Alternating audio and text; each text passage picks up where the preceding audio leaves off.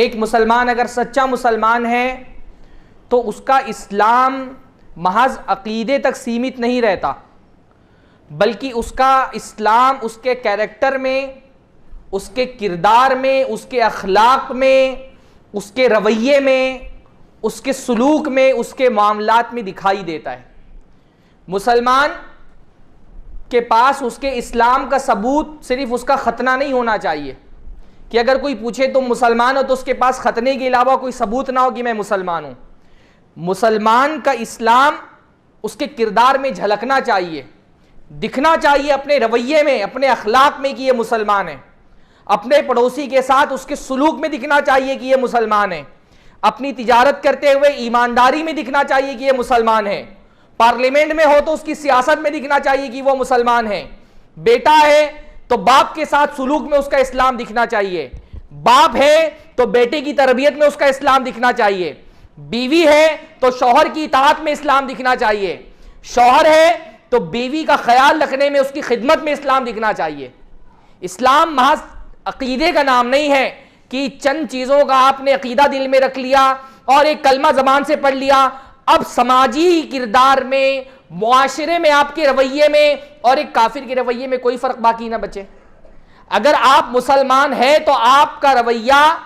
آپ کا اخلاق، آپ کا کردار ایک کافر کے کردار سے بالکل مختلف ہونا چاہیے سماج میں۔ اس لیے آپ دیکھیے اللہ کے نبی صلی اللہ علیہ وسلم نے ایک نہیں بے شمار حدیثیں جس میں ایمان کو اللہ کے نبی صلی اللہ علیہ وسلم نے کردار سے جوڑا ہے کہ ایمان ہے تو کردار میں یہ خوبیاں دکھنی چاہیے۔ اللہ نے فرمایا من کان یؤمن باللہ والیوم الآخر فلا یؤذی جارہ، جو اللہ اور آخرت پہ ایمان رکھنے والا ہے وہ اپنے پڑوسی کو نہ ستائے۔ مطلب کیا ہے؟ اگر ایمان دل کے اندر ہے تو آپ کے پڑوسی کے ساتھ سلوک میں دکھائی دے گا کہ آپ مومن ہیں۔ اللہ کے نبی صلی اللہ علیہ وسلم نے فرمایا من کان یؤمن باللہ والیوم الآخر فلیکرم ضیفہ، جو اللہ اور آخرت کے دن پہ ایمان رکھتا ہے وہ اپنے مہمان کی میزبانی کرے۔ قرآن مجید میں آپ بار بار ایک لفظ پڑھتے نا، یا ایھا الذین آمنوا، اے لوگو جو ایمان لائے ہو، اس کے بعد تقاضے آتے ہیں دین کے، ایمان لائے ہو تو یہ کرو، ایمان لائے ہو تو وہ کرو۔ ایمان آپ کے کردار میں دکھائی دینا چاہیے۔ ہمارا بہت بڑا مسئلہ یہ ہے نا کہ ہمارا ایمان ہمارے دعووں میں تو ہے، ہمارے اخلاق اور کردار میں نہیں ہے۔ دعویٰ تو ہم مسلمان ہونے کا کرتے ہیں پر ہمارا کردار اور ایک کافر کا کردار معاشرے میں کوئی